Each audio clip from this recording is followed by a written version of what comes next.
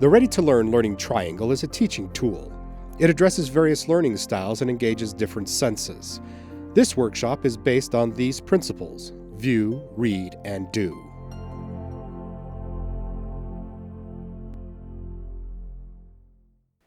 Ready to Learn actually has 3 goals that we want each parent to accomplish or to incorporate in their lives. As you've watched some of the Ready to Learn workshops, you've noticed that we've included the Ready to Learn triangle or the learning triangle, each one of them.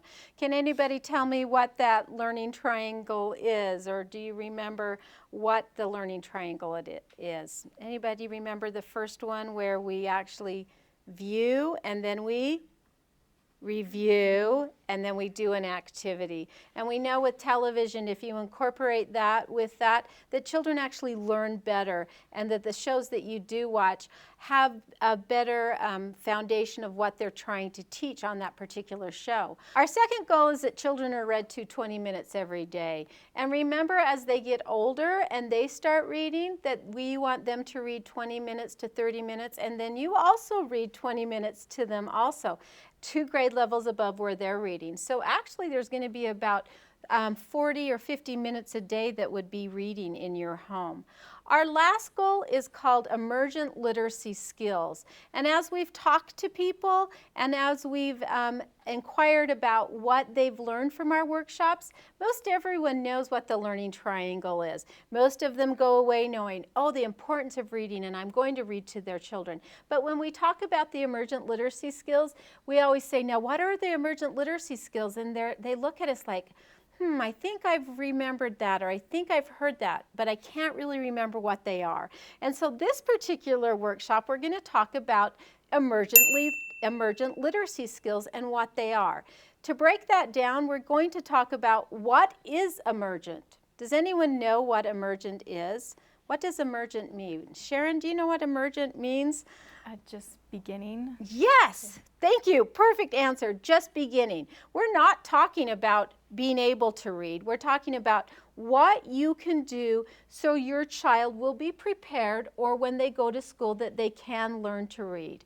And there are 5 emergent literacy skills that we're going to break down today and really discuss. We're going to show some clips that actually back up the things that we're talking about. We're not going to be doing the learning triangle as much, but the clips that you'll see from our PBS shows will just support the areas that we're talking about. And so remember, emergent literacy skills.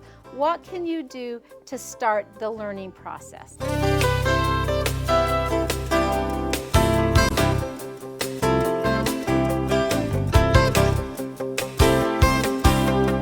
Those 5 emergent literacy skills that we've talked about, I'm going to have you guys as a group just silently, not silently, but I want you to discuss in these 5 areas. I've got writing, I've got decoding, I've got talking, listening, and comprehension.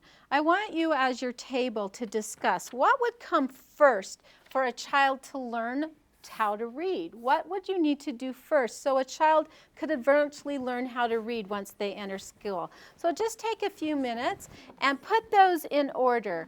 Once again, we've got listening, writing, decoding, talking, and comprehension. I think it's them. Yeah, and then I think Writing, decoding. decoding. Before talking. Yeah, I think you gotta get comprehension before writing. No, decoding's kind of like getting the point of the message, right? Decoding. Maybe comprehension before talking too. Yeah, I think Decoding the words, I guess, Listening and not listening. they can understand what you're saying. Well, but if you listen and I don't you know about the last comprehend 3. doing? after that, Oh. and then Or is you it what start the to talk parents- back. Gosh, I like this discussion. I might say this, yeah, this would be the child. This would be a I child. kind of say decoding would be here. And I probably, I've not given you enough definition of what each word means, so that could probably help. So. But I mean, like, they can understand the story or something before they're talking. We need to find out decoding. Yeah, what decoding means. I really like the discussion that you're having here because you keep trying to say, well, what does decoding really mean? And, well, you have to understand because comprehension means understanding, and you would have to understand after each one, wouldn't you? And so really, comprehension would be under each one. In our case, we're going to put it at the very end. But Nancy had a really good point that you need to comprehend in each one. Now, having done that, you guys did a really good job. You've got listening, talking, and I'm just going to switch these two, writing, decoding, and then comprehension. Once again, remember what Nancy said, though, is if a child understands what you're saying and then understands what he's saying, what he's writing, then decoding. Now, a couple of you were like, well, what does decoding mean? Kasia was saying, well, what does that mean? We need to find out. And so we're going to talk about that right now. What does each one of these words mean? And how will that make my child actually learn to read one day? Because we're talking about emergent literacy skills. Everyone understood that listening was the very first object in our emergent literacy skills. And listening is very important. As we've talked about in nursery rhymes and storytelling and a lot of our other different workshops, is listening comprehension precedes reading comprehension. I just want to give you a study that the Department of Early Education conducted that really cemented this to me as a parent. It talked about an 18-month-old child learns 9 words a day. 9 words a day. An 18-month-old child. And so as that child is learning 9 words a day, let's say in a 6-month amount of time, so that's about 180 days. If they're learning 9 words a day, they're learning almost 1,700 words just in a 6-month amount of time. Now, if you have or know an 18-month-old, how many words do they speak? Can they speak 2,000 words? No. But as Nancy said, they can comprehend that. They understand that. And I have a granddaughter. I have 4 grandchildren, and my one granddaughter is in this stage right now. And we can talk to her, and I can say, where are your eyes? And she points at him, and then she points us right in the eyeball. Where's your shoes? We're going to go to the park. What are we going to do? And she knows exactly what we're going to do, although she can't always say all those words. Now, remember, those 9 words a day come from a parent that talks to their child like they're going to talk back. That would really surprise you if your child started talking back. But that's what we call conversation mode. Now, 1/3 of the children in the United States are talked to in what we call command. Now, as a parent, I do this myself, but I try to talk in both. But for the most part, we need to stay in conversation. Command is, don't hit your sister, turn off your telephone, eat your dinner, brush your teeth, go to bed. Can you imagine that some children only hear that over and over and over? They never hear that conversation mode. That child is only learning 3 words a day versus the 9 words a day.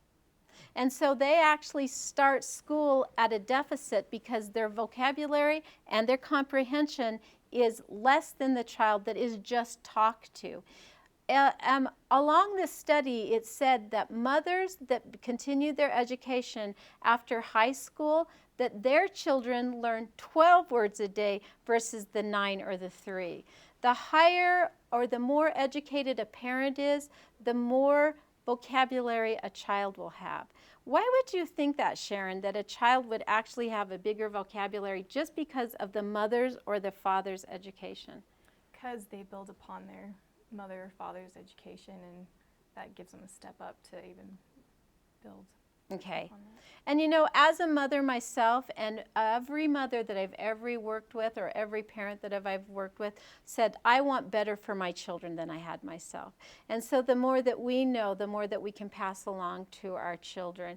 And so education is a key component in helping your children. Now, some of us can't always go to school, but we can continue to educate ourselves. There's lots of ways you can continue to educate yourself. And so how important is that? Just think of those words, the 9 words versus 3 words and 12 words. And a teacher gave me an interesting example one time. She said, you know, not only does that affect their reasoning skills and their cognitive skills when they come to school, but it also is their social and emotional, because the way they're talked to at home is the way that they talk to with their classmates. And so Erica, as a teacher, has probably seen this, where a child is usually commanding everyone to do things. And what happens is then as a social skill, children don't like to be around that child as much. And so it really makes an all the way around effect in how that child interacts with other kids. In this clip I'm going to show you, it's a parent talking to their child with a lot of expression, a lot of gestures, but it's how we should be talking to our children as babies to set that foundation for them to learn to talk themselves.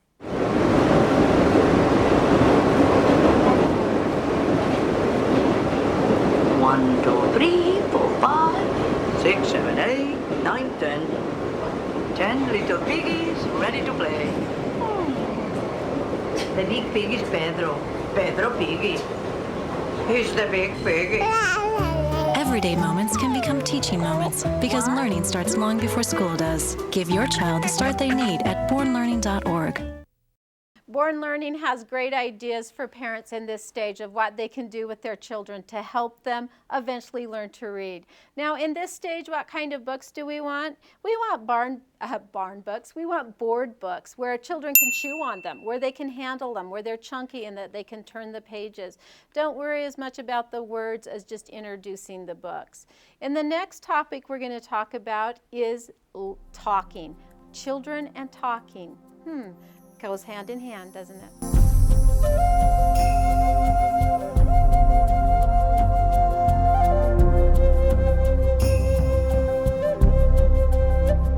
Children and talking go hand in hand, don't they? If you've ever been around young children, you know they talk and talk and talk. That is what we call the verbal learning stage. Children have to hear themselves talk to actually learn. And so it's very important for them in this stage to talk. I read in a professional journal once that when you ask a child to sit down and be quiet before the age of 6, it's like asking them to sit down and not think. Now, having taught preschool, I do know that when you ask them to be quiet, they're thinking, but they're not thinking about what you're saying. They're thinking about, hey, my mom said, or teacher, he's doing. But what we can do is the more that they can talk, the more they can learn. And so in this stage where we call it a verbal learning, they need to be engaged. They need to use a lot of books where they can talk as you're reading. Now, this book is a very old book, but it's a great book. It's called Chicken Soup with Rice. And I'm just going to read a couple pages, and you can see how a child can be talking or talking with you as you read this book. It's a book about the months, actually. Need to start with January. In January, it's so nice, while slipping and sliding ice, to sip hot chicken soup with rice. Sipping once, sipping twice, sipping chicken soup with rice. In February, it will be my snowman's anniversary, with cake for him and hot soup for me. Happy once, happy twice, happy chicken soup with rice. See that repetition already? In March, the wind blows down the door and spills my soup upon the floor. It laps it up and roars for more. Blowing once, blowing twice, blowing chicken soup with rice. That kind of repetition for a child where they'll also be able to talk. A lot of rhyming books. I love Dr. Seuss books because a child can actually read before they know how to decode the words, but they can repeat them as you go along. Now, this next clip is about a particular dog that lapped up some alphabet soup, and all of a sudden he could do something that no other dog could do. Remember, when your children talk and talk and talk and talk, that they're learning. Encourage them to talk. I always say to parents, you might have a headache by the time you go to bed if you have more than one child in this stage, but they're actually talking and learning, and encourage that. So let's show this clip about a particular dog that can do something no other dog can do. Have you always understood what we people were saying? You bet, and what dogs are saying too. How come you can suddenly speak? Must be the alphabet soup. A giant reptile did it! There's a poodle over on Circuit Street I'd really like to play with. I'm sure you're curious about the early days of my life. Let me tell you something about it. I was born in a back alley. I understand, Cat, but I can't speak. It's a nasal language. A lot of Mama would tell us. You're dogs, not cat. Kibble. I prefer boy, like here, boy. And I'm like, hello, I'm a girl dog. Blah, blah, blah, blah, blah, blah, blah, blah, blah, blah, blah, blah, blah, blah, blah, blah. Martha, be quiet! What's wrong? You talk too much. I don't know if any of you have felt like that. I know my older kids with their little sister, we would be watching a movie and she would need to be narrating or making a comment. That's very normal. Children need to talk. How many have children in the stage? Anyone has a child that's talking in the stage, or a grandchild that's talking in the stage? Remember that is normal, and that as they talk, that they can learn. Find books that they can participate with you as you read.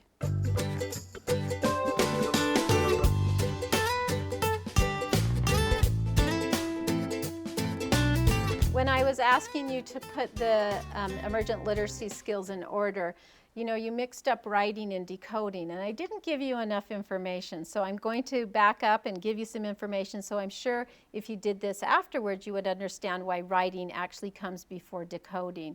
When we talk about writing, children start out with pictures or symbols. And sometimes we think of writing as just writing letters and words, but actually the pictures come first. And that's what we call environmental print. And as you go about your days, you see environmental print that just comes very naturally and normally, and you don't always just separate that.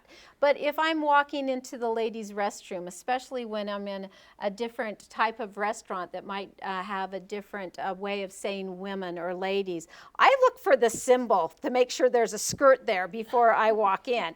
That's environmental print. A stop sign is environmental print. It says something. It's not always just the word S-T-O-P. It's the whole sign that has meaning. What does heart mean? Nancy, what does heart mean? Generally love. Love, okay, so generally love. Candace, I'm putting you on the spot. Can you think of any environmental print that children might see that they know the meaning as they're driving by a particular something? Can you think of something as they're driving that they might see that's environmental print? I'm putting you on the spot here. I think of golden arches. Okay, I know that there were some times that my daughter would see those, did not know how to read, but would want to stop, okay? And so as you're going through your life, that's the first part of writing, is environmental print. Please find lots of books that have that, lots of bright pictures where children can go, what happened first, what happened next, what's going to happen. Let them use the pictures. I have a couple books that I want to share with you that actually, and so it will be very hard to read because there's no words. These are wordless books, but they're great books for children that are in this stage that quite don't know how to read yet, but they can look at a picture and tell you a story. When I first saw this title of this book by Zoom, I thought it was about zooming around, having 3 boys that were always moving. I thought it was about zooming around. But when I got it, I realized it wasn't about zooming, it was about a perspective. And each page you see a picture, and then they actually show you from a different perspective. And so each page shows you more and more of the picture till you see a different perspective. You can tell a different story. There's another book in this series called Resume also, that it takes that and it just keeps going down and showing, and then at the very end you get to a small dot. So it's a really fun book a child can read it to you whether or not they can read or not. Another one is a boy, a dog, a frog, and a friend. And there are no words in this book. And I like these kind of books, having children, when I would say, tell me a story or read me the book, and they would say, I can't, Mom, I can't read. Well, this is the perfect book because there are no words. So it's your imagination, it's your story. Finding books that have a lot of pictures where a child can tell a story is very good in this pre-writing emphasis, where the pictures become symbols. Now, how important are pictures? I would have to say I'll still read a particular book. There's a series of books that I like, and at the beginning of the chapter, there's just a teeny tiny little picture. Okay, and I'll look at that picture. I actually will sort of study that picture. I'll read the chapter, and then I go back and look at the picture and think, oh, that's what that meant. Do you see how much the pictures mean? You know, when they say a picture tells 1,000 words, it's very true. It tells the whole story. As you're reading a book, have you ever read with a child that you've finished reading the words and you turn the page and they're like, wait, I'm not finished yet? Because the picture tells the story. So remember, environmental print is the start of the writing process. And a child will start to actually draw pictures to tell you a story. You might start out as a big blob. Then you have little stick arms. And sometimes you have eyes, and then you add hair. But it actually tells a story. In this particular clip, a little boy is sharing a story of what they learned in school, and it's not with words, it's with pictures. Fun investigation. Our umbrellas kept the rain off of us, and we're back inside, nice and dry. I can't wait to see the observations you made. Let's start with you, Sid.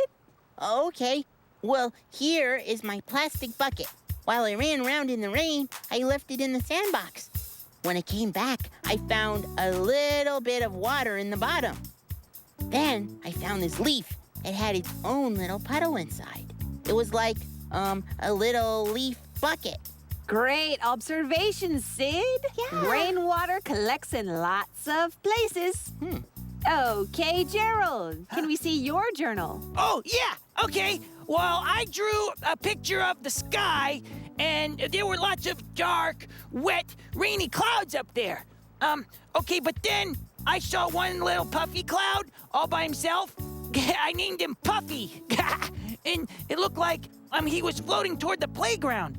Hey, you know, if he ever gets here, then I predict it'll stop raining because he's not a dark rain cloud.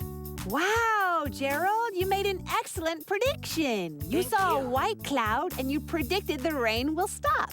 Yeah, and I hope you're right, Gerald, because then we'll observe rain and sun today. Maybe we will. Let's take a peek outside and see. Oh, hey, look, the rain stopped. Oh. Now you can play outside with all your new ideas without your umbrella. Okay, it was all their pictures that made meaning for them, and they knew exactly what they were talking about. One last book that I'd like to share with you in this section about writing is a book, Stellaluna, and I just want to show you the pictures. Beautiful pictures. They're incredible. What's interesting is, and I read this book several times before I noticed it, but in this story, there's the words that tell the story of Stellaluna about. This little story that's right at the very top, that's very, very small, tells a story of Stellaluna's mother. Now, when they're together, the pictures are the same. And as they separate, because they are separated and Stellaluna has to go live with some birds, we see a wordless story of what happens to Mother. But then over here and here tells the story of Stellaluna. It's a fun story to read a couple times and then to show to children. Just this teeny little picture that tells a whole different story. Now, as we talk about writing, we do include letters. And the first letter that any child ever learns is the letters of their name. Those are the very first letters that they learn. And just as a heart or a stop sign or the ladies' restroom, those letters don't have a sound yet, but they're a symbol of, that's me, Mom, that's me. And so they'll be driving around, and if their name is Tom and they see a T, even in stop sign, there's my name, Mom, there's my name. And it's usually the first letter and the last letter that they'll recognize. And then those other letters will come next. And that's where we're going to, just segment into our next stage of decoding. But remember, at that point, letters are still symbols. They have a meaning. And that's why they write them all over your house and in your books and in your car, on your mother-in-law's brand new leather couch, because it symbolizes, that is me. And so recognize that that is a very important part of writing. Let children scribble, let them draw you stories, and then let them tell you. That's part of writing.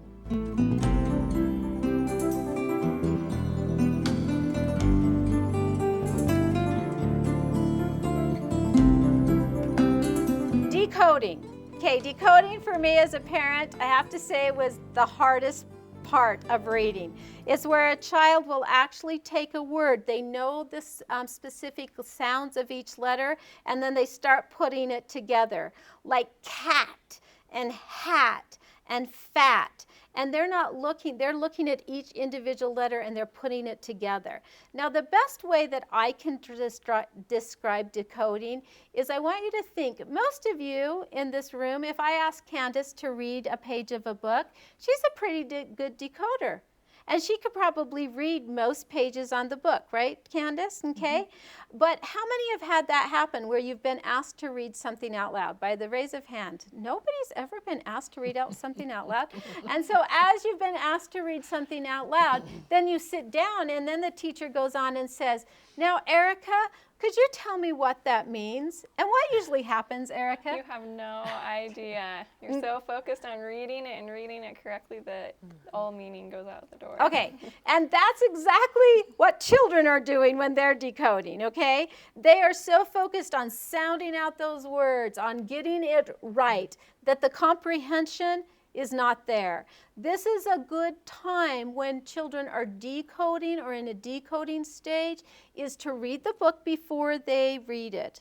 You're not cheating. You're not giving away anything, but you're giving them, oh, this is what's going to happen in the story. And then they can concentrate on decoding. Or maybe after they've decoded a few words, then retell what they've read. That is why reading to grade levels above where they are is a great, great idea, because it helps them still get new vocabulary words, helps them with the comprehension, and they don't have to focus on the decoding. Decoding is very difficult. It takes a lot of practice, and we still do it as adults. And so as you decode, remember, decoding does not mean comprehension.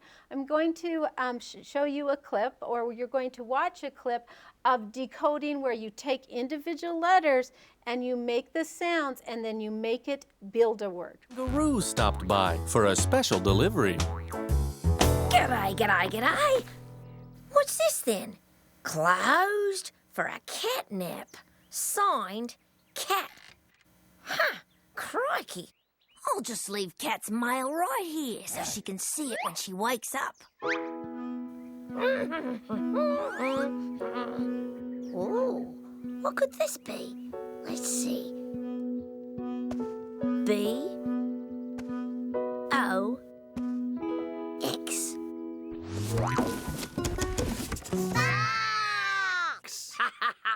B-O-X.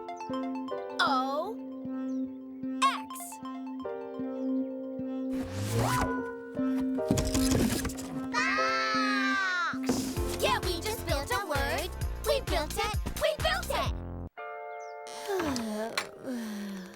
Oh, hello. What are all of you doing here? What's this? A box? For me?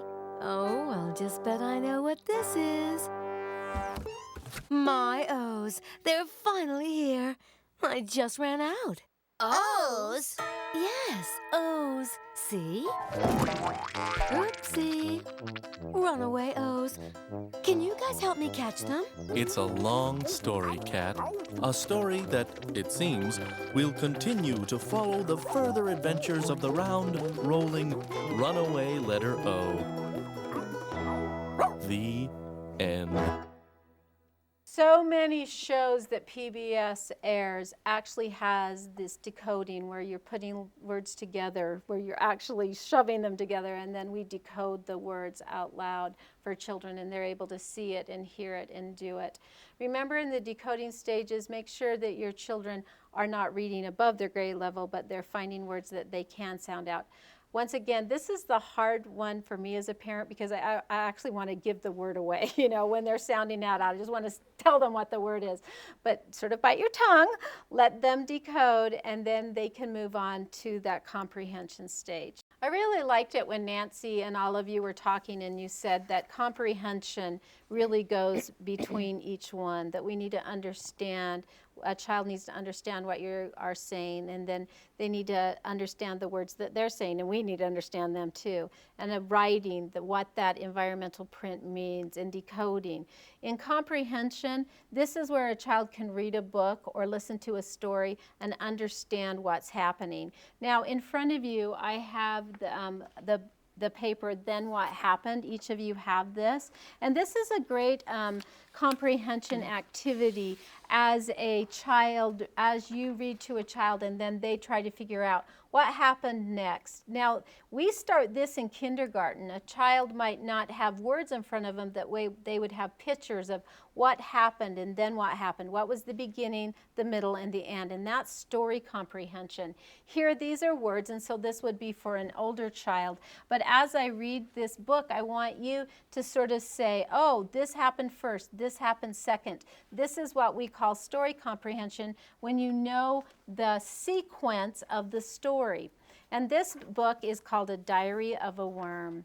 Mom says there are 3 things I should always remember. The earth gives us everything we need. We dig tunnels, we can take care of the earth. Never bother Daddy when he's eating the newspaper. March 29th. Today I tried to teach Spider how to dig. First of all, his legs got stuck. Then he swallowed a bunch of dirt. Tomorrow he's going to teach me how to walk upside down. March 30th. Worms cannot walk upside down. April 4th. Fishing season started today. We all dug deeper. April 10th. It rained all night and the ground was soaked. We spent the entire day on the sidewalk. Hopscotch is a very dangerous game.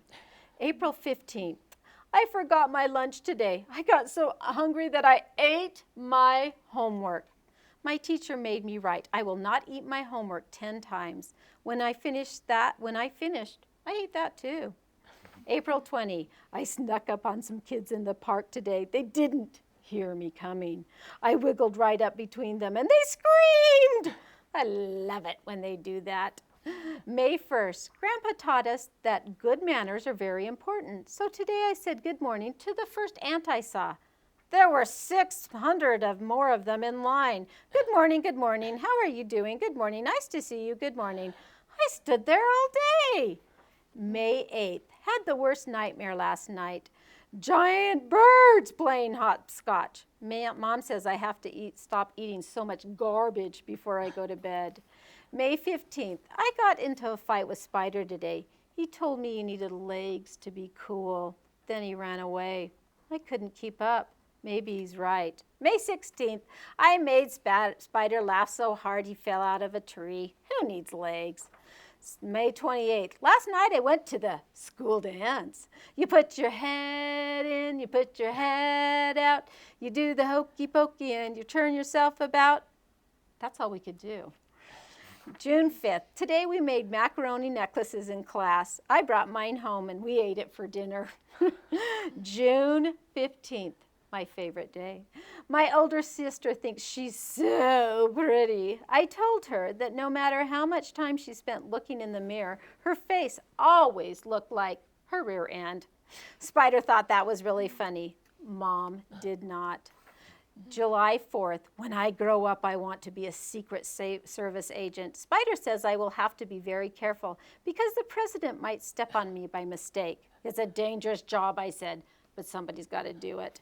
July 28th, 3 things I don't like about being a worm. I can't chew gum, I can't have a dog, and all that homework. July 29th. 3 good things about being a worm. I never have to go to the dentist. I never get in trouble for tracking mud through the house, and I never have to take a bath. August 1st. It's not always easy being a worm. We're very small, and sometimes people forget that we're even here. But like Mom says, the earth never forgets that we're here. Okay, on your paper that the rest of the camera can't see is what happened first, what happened second. And then there's an activity of making your own story, of a diary of you pick your own animal, and then you create your own story. That's comprehension. Now, as we end this session, we want to see a little clip of comprehension, and it's from almost an aha moment, or what does that mean? Because that's what comprehension is. So watching this clip as Word Girl gets that aha moment of what does this mean? Word Girl! Deep in space, a chunk of space rock hurtling towards Earth at breakneck speed. Chunk of space rock! Falling from the sky! We're doomed! Aw, man, couldn't this happen on a school day? Who will save the city from this big hunk of space rock? Actually, it's called a meteorite, and I've got it. Word up! It's Word Girl! And Captain Huggy Face! I know, I don't like saying it either. Hi, Word Girl. Heck of a catch there. Thanks. I'm Scoops, roving reporter for the Daily Rag. Mind if I ask you a couple of questions? Shoot. Great. First, how's it going? Not bad. Hey, can we speed this up? This baby's getting a bit cumbersome. Right. What? Cumbersome. Cumbercuke? No, that's a cucumber. Cumbersome means bulky, heavy, hard to handle. Like that camera around your neck. Is that comfortable? Are you kidding? This pick clicker's breaking my back. Oh, cumbersome. Right, and Captain Huggy Face over there, he doesn't have super strength, so Violet is a little cumbersome. Your fuzz tickles. Well, I might as well get rid of this thing. My work here is done. Word up! Cumbersome. Becky? Did I see what? Word Girl. Oh, no, I was, tying my shoe. Come on, we're gonna be late for our art lesson. Who are you winking at? And so the city is saved from a cumbersome meteorite, all thanks to Word Girl. Oh, and Captain Huggy Face. Tune in next time to the amazing colossal adventures of Word Girl! That's comprehension, when you understand what you're either someone's saying to you, you're reading, or you're being read to. Most of you have read the book. If you give a mouse a cookie, he's going to want a glass of milk to go with it, and then he needs a napkin to wipe his face, and then he notices he needs a little haircut, and on and on and on. The one thing that I want to reinforce with that same thing, that if you talk to your children, if you let them talk, if you give them a lot of experience scribbling, looking at pictures, learning to write, then decoding, then those emergent literacy skills will have that domino effect of learning to read once they go to school. And so as you do that, that sequence of one thing following another really reinforces the next. Make sure that you do that. You can start out with your children from the very time they're born to talk to them. You've got about 3 years before they start talking back, so you've got a good foundation of talking to them. Don't forget to do that. Your last activity that you have in front of you is from the book The Wind Blew, and it is another sequencing story, just like if you give a mouse a cookie. My advice to you is to go to the library, find this book, check it out, and then as you read it, you're going to see a sequence of events that happens when the wind blew. And as you read this to your children or your grandchildren, they can find the picture, the environmental print that goes with the story so they can comprehend it. And it's a really fun activity. One thing that I would mention here is we do have paper clips that could be a choking hazard for a very young child, so be very careful with the age of the children that you're doing with this. If you're worried about that, then just let them have the pictures and let them say, then what happens? happened, then what happened. That's a comprehension kind of story that doesn't need any words like we did with the Diary of the Worm. As we've talked about our emergent literacy skills, and as we've talked about ready to learn, and we've talked about the best things that you can do with your children, remember, television is a tool. It's not the teacher. Use it as an educational resource, but don't think it's going to be the only thing that teaches your children. Remember the learning triangle. View a program, review the concept with the book, and then do an activity. That's when television becomes educational, is when you do something with it after it's turned off. Use television as a support for what you're teaching your children at home. Go to KBYU11.org. Find the shows that are appropriate ages for your children, and that will be the best experience that you can have with television. Television can be a wonderful teaching tool for you. It can also be a great source of entertainment, depending on how you use it. There's always that educational, if you give a mouse a cookie, this is going to happen, this is going to happen, and this is going to happen. And you can make that happen just by talking, letting your children talk, letting them write, listening to them while they're decoding, and making sure they understand what they're reading. And you'll have a child that is ready to enter school and ready to learn.